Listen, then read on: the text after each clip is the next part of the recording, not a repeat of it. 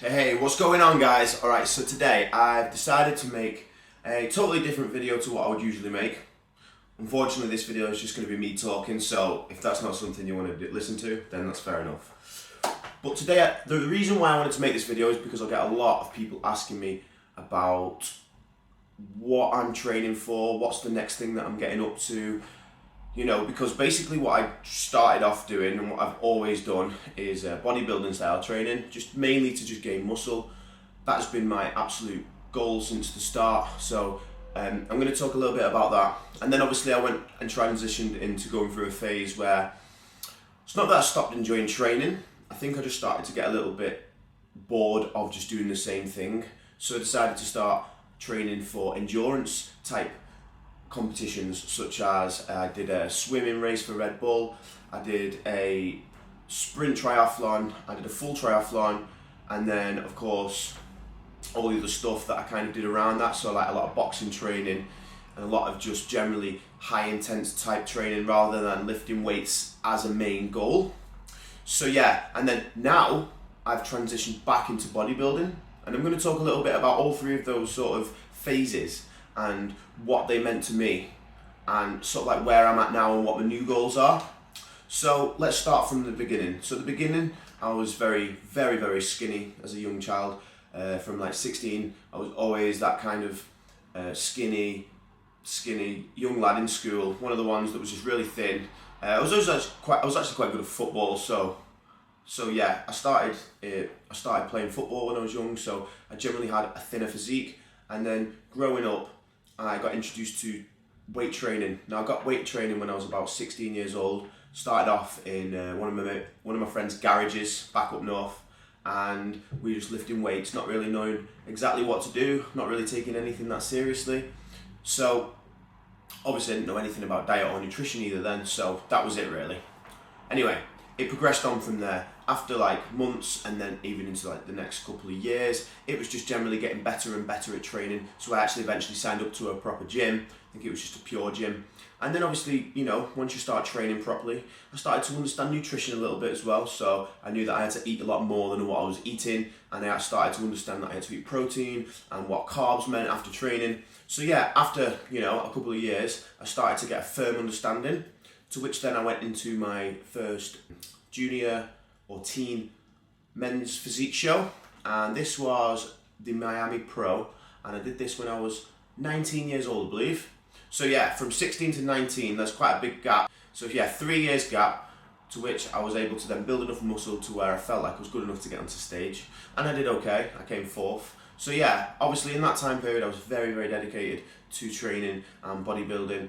So that was what my life was really consisted of, training 5-6 days a week, and then, you know, doing all that kind of training. And then when I finally moved to Oxford, you know, I was still carrying on my training, joined another gym, just a university gym, to which then that was quite good. I was surrounded by a lot of guys who were bodybuilding, so that was again the main goal.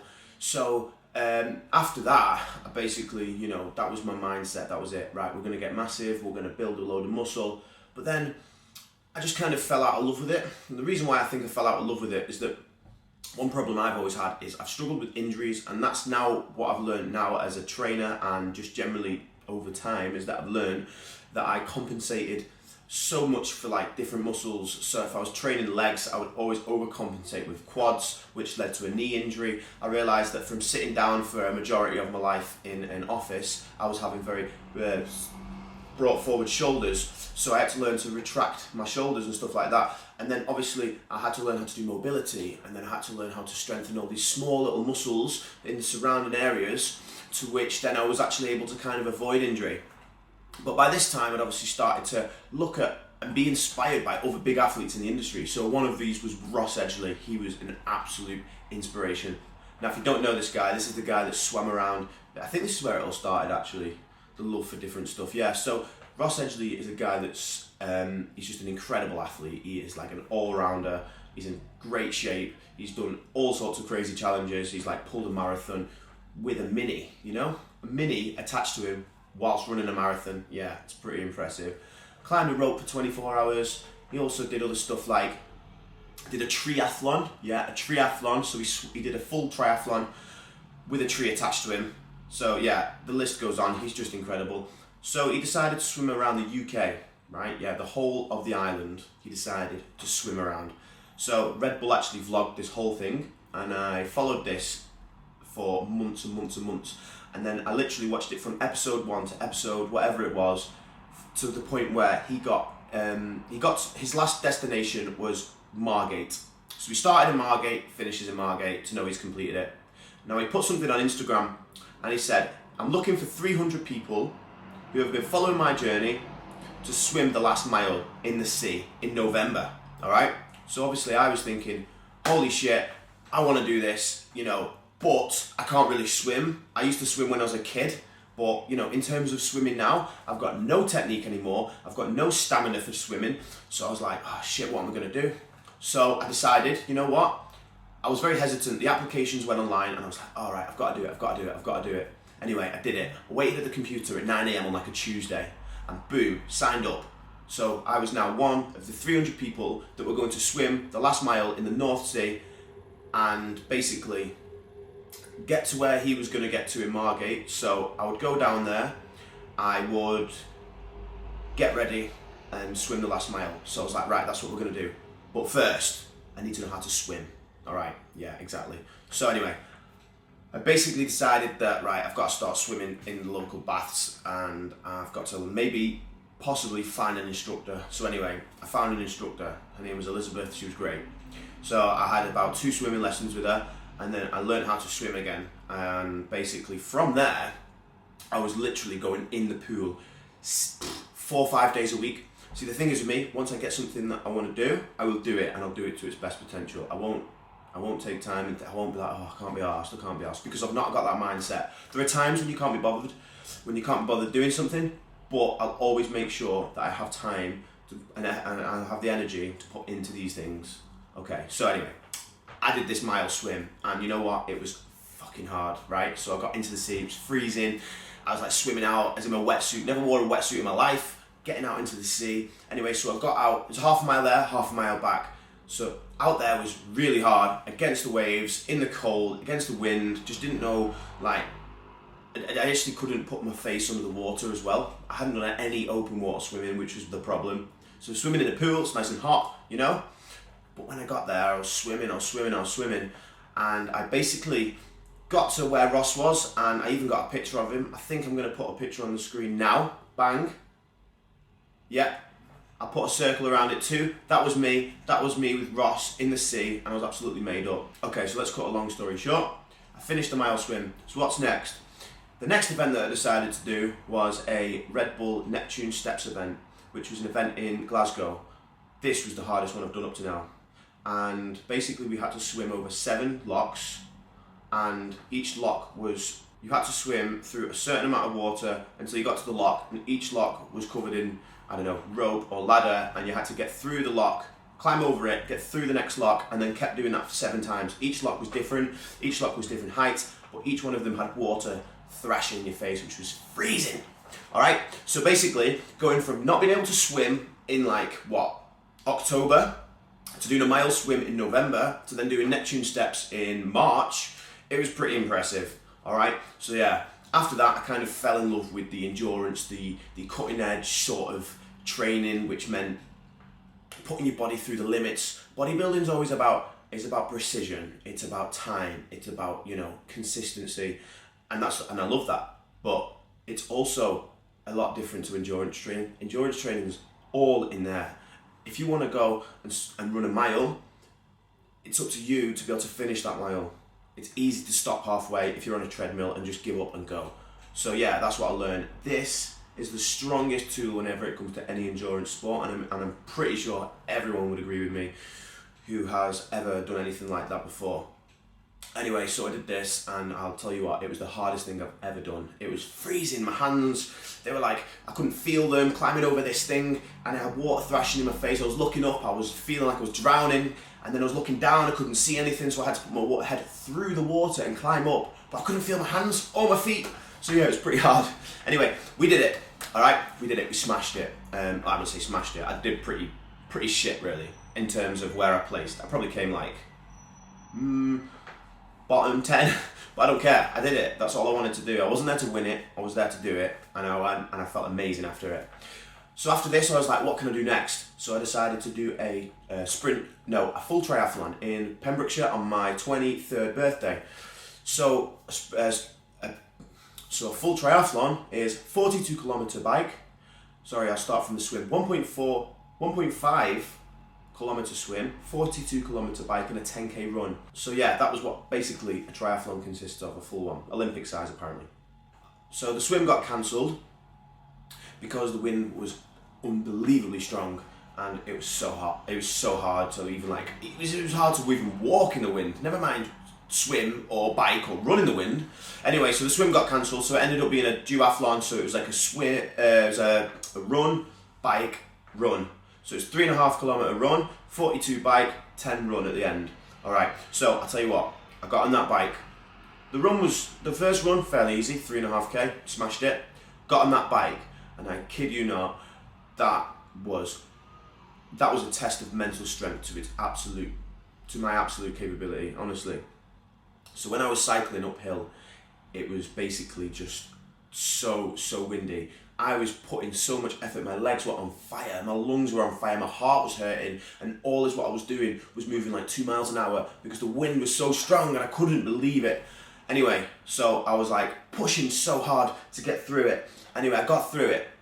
We smashed the absolute hell out of that cycle, you know. I say smashed, I didn't do very fast, but I did it, all right?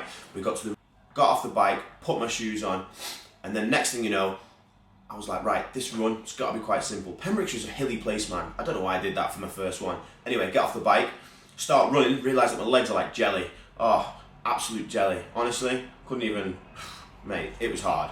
So I started running up this hill, and I was thinking, all right, so we'll get up this little hill and it'll all be flat. I run up a hill, this fucking steep. Next thing, there's another hill this steep. And I'm like, why is this so hard? Got to the top of this hill, and I thought, finally, some flat ground. Start running on the flat ground. We drop down a little bit. Boom, back up again. So anyway, I was literally asking people who were running with me, like, how long's left, how long's left, how long have we done this run for, how long have we done this run for? Just to try and get hope that I could possibly see the finish line, because I just did not think it was going to end. There was times where I was like, I can't do this. There's no way I'm completing this. But you know what? Did it, and I smashed it. I think I did it like in a couple hours.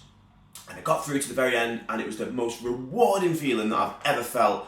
And I thought, you know what? I've not done a triathlon. So you know what I did? The next weekend, I booked a sprint triathlon. All right? I thought, fuck it, I'm going to go and do it. One closer. Pembrokeshire was like 5 hours, pointless. Anyway, so I booked a closer one to where I live, in Oxford.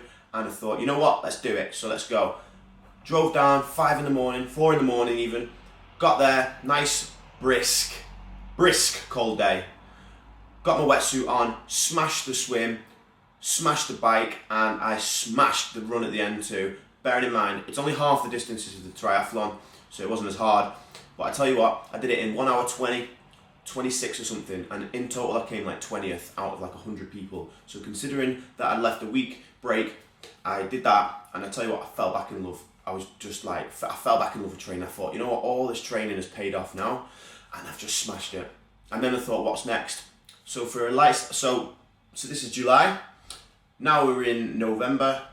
Basically, there was a time where I was like, what am I going to do now? Triathlons were coming to an end. I started to feel like I looked skinny.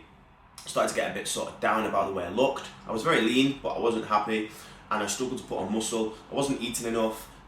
So yeah, and I was really confused about where I wanted to go next, and especially when I seen the people who I used to be bigger than when I was bodybuilding are now bigger than me. I was like, this is sending me insane.